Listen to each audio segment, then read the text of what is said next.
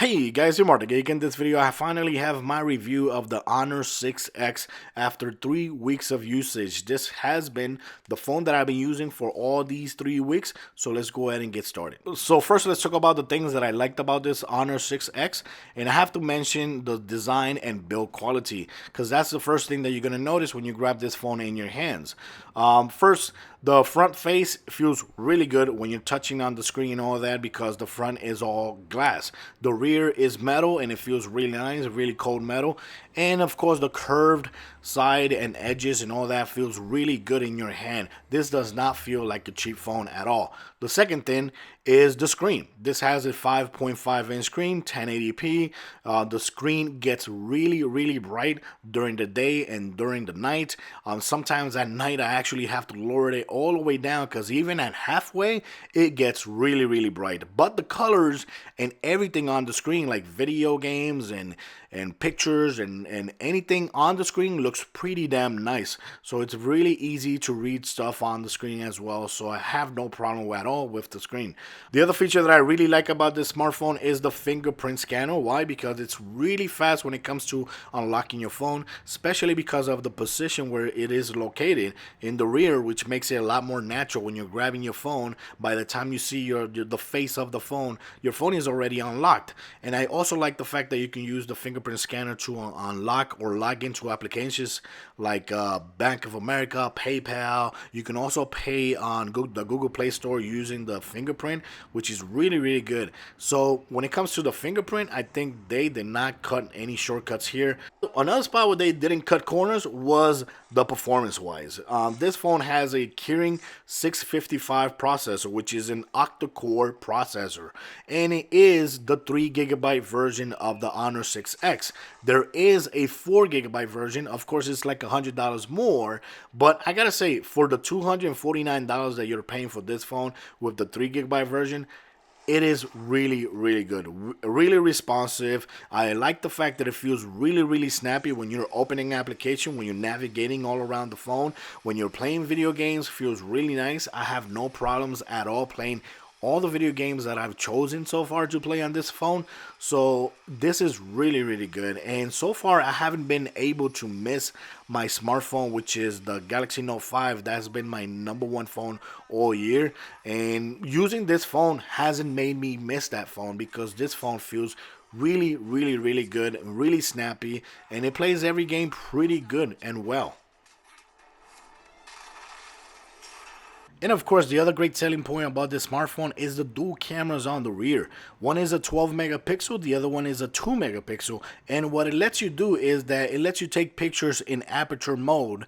And after you take the picture, you can go to your gallery and control the blurriness of the image. You can actually change the focus to another object on the picture and focus on that. You can also control the aperture or the size of the aperture as well while you're doing that process as well. Another cool thing is the camera records at 1080p, which is not bad, really decent. The colors are really good when it comes to the photos. It has good HDR, it has a great slow motion feature, and it also has a whole bunch of features available in the application itself.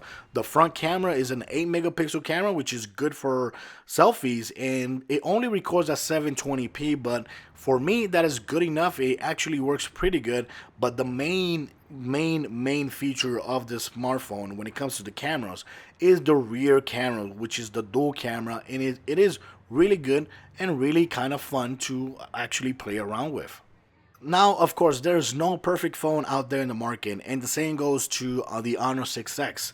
There's a couple things that I don't like about this phone, and first of all is the NFC. There is no NFC in this smartphone. So if you're one of those thinking of paying with Android Pay, you're out of luck because you cannot use Android Pay with this smartphone, and that kind of sucks for me because I'm already used to paying with my phone. You know, every time I go to the gas station or to any store that has Android Pay or Samsung Pay, my first reaction is to take out my phone, not my wallet.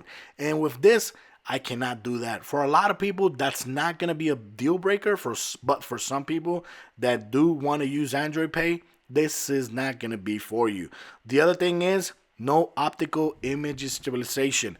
Yes, this phone takes great video, no problem whatsoever, but I've noticed that there is no option for optical image stabilization, and when you're walking and taking videos at the same time, you can notice in the video that the camera jumps a lot. So yeah, there is no image stabilization on this phone, which kind of sucks because it has a great camera. For some people, again, it's not going to be a big deal. For others, it will. Now, the other thing that it doesn't have that's not going to be a big deal for a lot of people is wireless charging. It doesn't have wireless charging.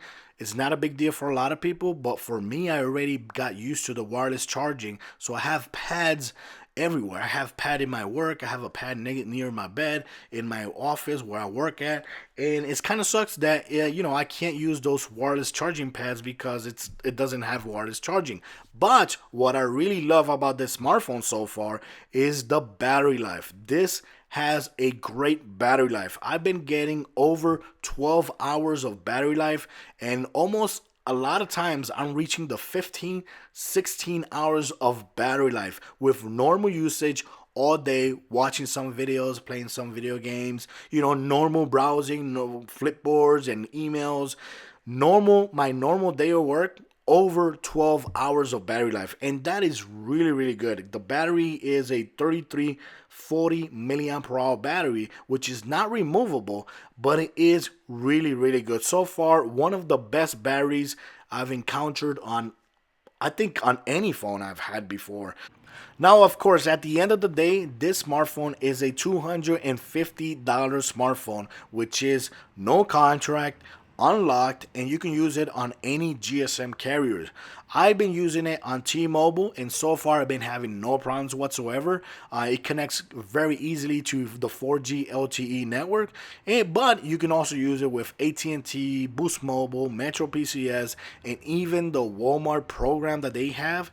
You're gonna have no problem whatsoever. The only problem I'm having is that where I live at, almost no service works, even T-Mobile or AT&T or Sprint. That's the only problem I'm having, but that's not a problem with my smartphone. That's a problem with my house and my location. So is the Honor 6X worth buying for $250?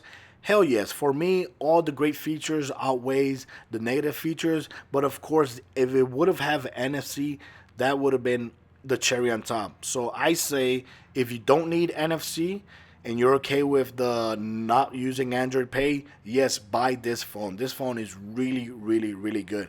If you don't, there's a lot of options out there in the market, but it's gonna be hard to find a smartphone with all these great features at the price of $250. It's gonna be hard, but like I said, there is another version which is a little bit more expensive, 4 GB, but you will not go wrong with this device because it's a 3 GB version with 32 GB of internal storage, and you can also add a micro SD card and add, I think, up to 128 GB more, which is enough storage for a lot of people. So guys, that's it for my video. I'm in my channel, I have other videos that I recorded for this Honor 6X.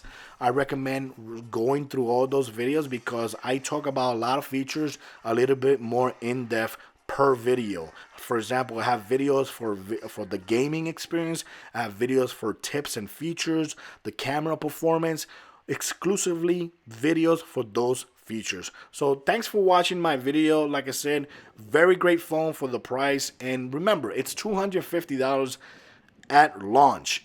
So expect price drops later on in the future. So if it drops to $200, this is like a no-brainer must get phone. So guys, thanks for watching my video. I hope you guys like my review. Till next time.